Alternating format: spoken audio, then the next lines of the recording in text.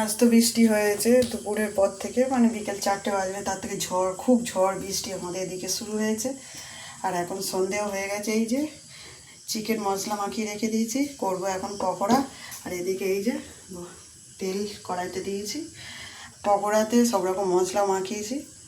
মেয়ে এদিকে বই পড়ছে, ম্যাথ প্র্যাকটিস করছে, কাল থেকে স্কুল, সোমবার থেকে। তো এখন গরম গরম পকোড়া করব বন্ধুরা।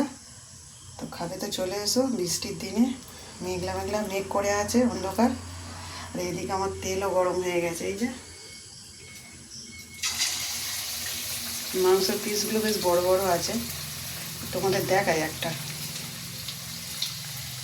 এই যে বড় বড় পিস করা আছে,